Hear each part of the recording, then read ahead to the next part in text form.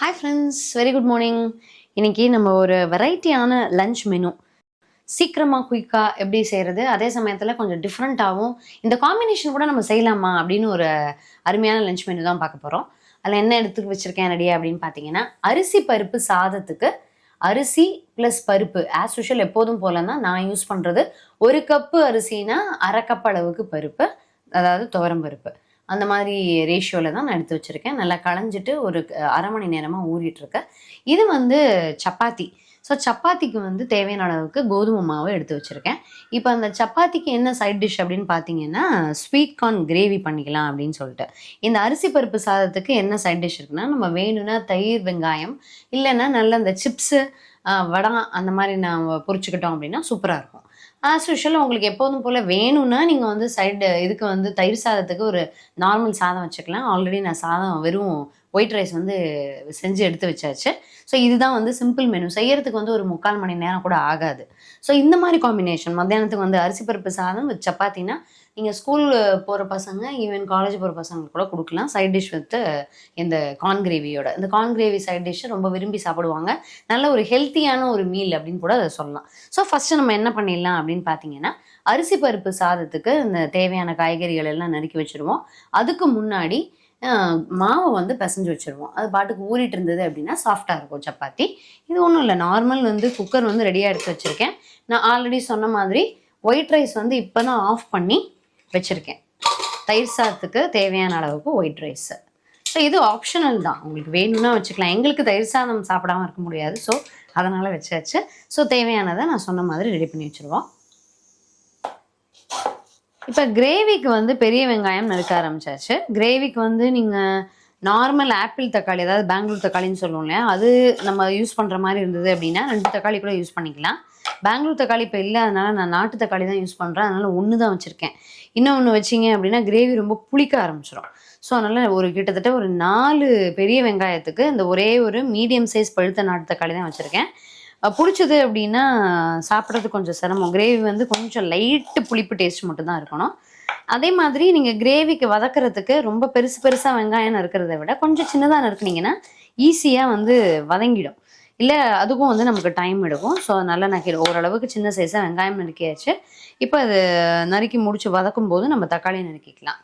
இப்போ இங்கே பார்த்தீங்க அப்படின்னா நான் வந்து மாவு பிசைஞ்சு, கோதுமை மாவு தேவையான அளவுக்கு பிசைஞ்சு, அதில் இன்னொரு விஷயம் நான் சேர்த்துருக்கேன். ஒரு 3 பங்கு கோதுமை மாவு, 1 பங்கு வந்து ஏதோ ஒரு மல்டி மில்லட் கிரெயின், அதாவது வரகு, சோளம் எல்லாம் மிக்ஸ் பண்ண மாவும் ஒரு 3க்கு 1 பங்கு வந்து சேர்த்துருக்கேன். எல்லாம் நம்மளுடைய விஷ் தான், அது எப்படி வேணாலும் நீங்கள் வந்து மிக்ஸ் பண்ணி அந்த சப்பாத்தி போட்டுக்கலாம். ஸோ இது பாட்டுக்கு அப்படியே ஊறிட்டு இருக்கட்டும். அடுத்து வந்து இந்த கிரேவிக்கு வதக்க ஆரம்பிச்சிடலாம். வானலியில் கொஞ்சம் எண்ணெய் விட்டு ஃபஸ்ட்டு அதில் எண்ணெய் போடுறேங்கிறத வதக்கும் போது உங்களுக்கு நான் காமிக்கிறேன். வானலியில் ஒரு 4-5 டீஸ்பூன் நார்மல் ரிஃபைண்ட் ஆயில் விட்டுருக்கேன். அதில் வந்து பார்த்தீங்க அப்படின்னா ஒரு அரை டீஸ்பூன் அளவுக்கு கசூரி மேத்தி, காஞ்ச வெந்தய இலை, ஒரு அரை டீஸ்பூன் அளவுக்கு சோம்பு பொரிஞ்சிருச்சு. இப்போ ரெண்டுமே பொரிஞ்சதுக்கப்புறமா நறுக்கி வச்சுருக்கக்கூடிய பெரிய வெங்காயத்தை சேர்த்துடலாம்.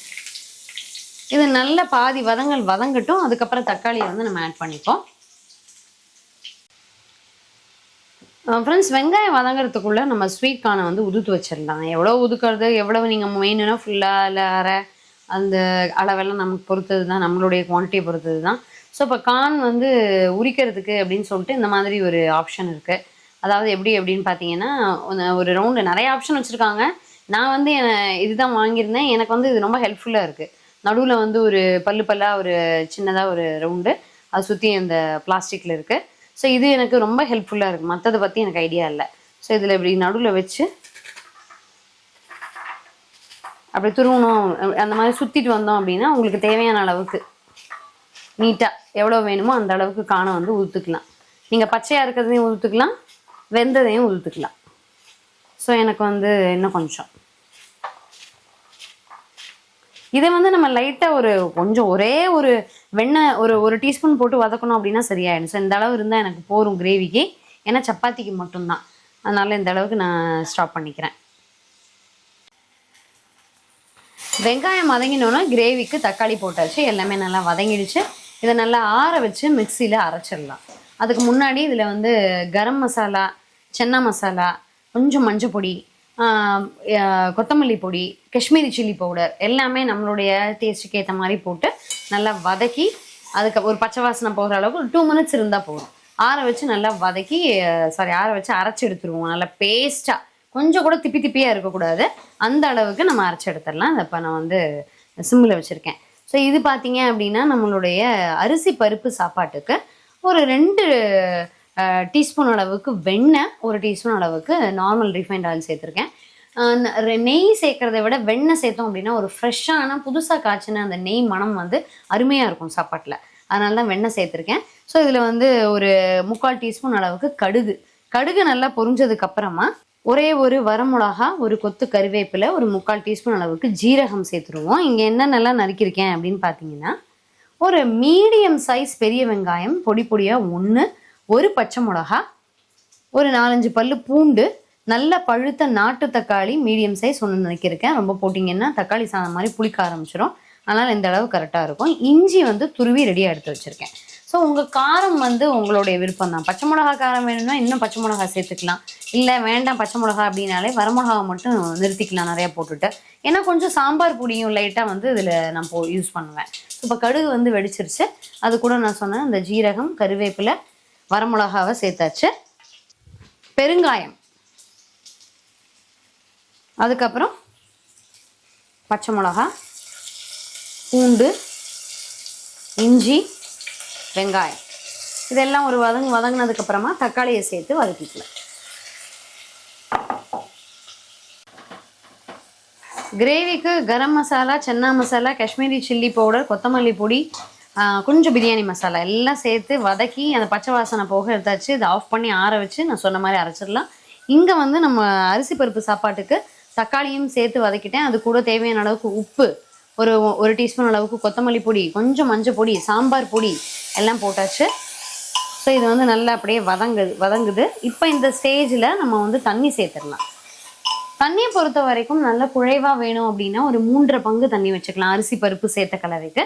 இல்லை எனக்கு வந்து கொஞ்சம் ட்ரையாக தான் வேணும், எங்களுக்கு வந்து கொஞ்சம் லைட்டாக உதிராக இருந்தால் தான் பிடிக்கும் அப்படின்னா ஒரு 2.25 பங்கு அளவுக்கு தண்ணி வச்சுக்கலாம். ஸோ நான் வந்து மீடியமாக ஒரு 3 பங்கு அளவுக்கு தண்ணி வைக்க போகிறேன். ரொம்பவும் விதையாக இல்லாமல், ரொம்பவும் குழைவாக இல்லாமல், ஒரு கரெக்டான பதத்துக்காக ஒரு 3 பங்கு அளவுக்கு தண்ணி வைக்க போகிறேன். தேவையான அளவுக்கு தண்ணி சேர்த்தாச்சு. உப்பு டேஸ்ட்டு கரெக்டாக இருக்குது. ஒரு 1/4 கைப்பிடி அளவுக்கு கொத்தமல்லி தழை, இதை வந்து இப்போயே போட்டு சேர்த்துட்டோம் அப்படின்னா நல்லா எல்லாம் மிக்ஸ் ஆகி நல்லா வாசனை சூப்பராக இறங்கிடும்.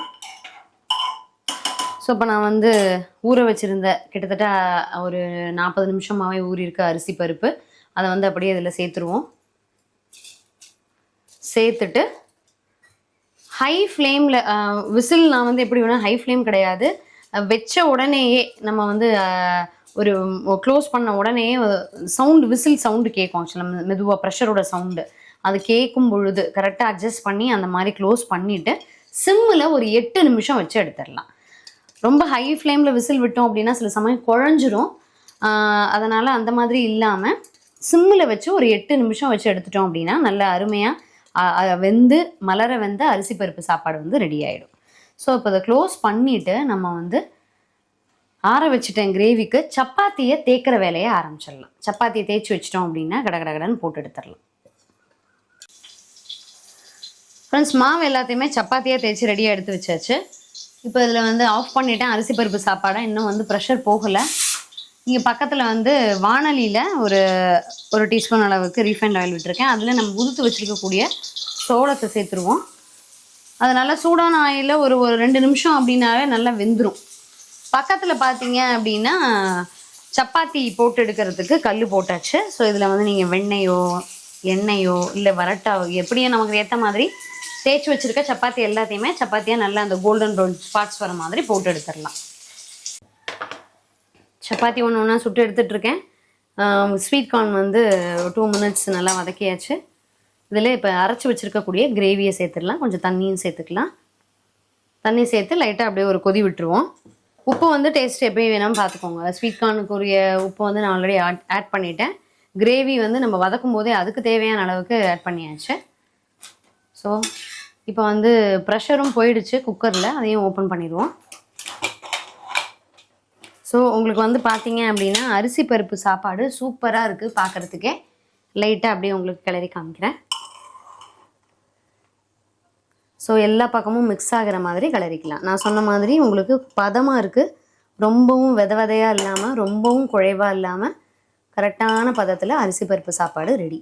ஸோ சப்பாத்தி எல்லாத்தையும் போட்டு எடுத்துருவோம். கிரேவியை வந்து ரெடி பண்ணிடலாம். ஃப்ரெண்ட்ஸ் எல்லாமே கம்ப்ளீட்டட். எல்லா சப்பாத்தியும் போட்டு எடுத்தாச்சு. கிரேவி நம்மளுடைய கார்ன் கிரேவி சூப்பராக ரெடி ஆகிடுச்சு. பார்த்தீங்கன்னா அந்த கார்ன் வந்து கம்மியாகவும் கொஞ்சம் கிரேவி அதிகமாகவும் இருந்தால் தான் நமக்கு வந்து டேஸ்ட் வந்து சூப்பராக இருக்கும்.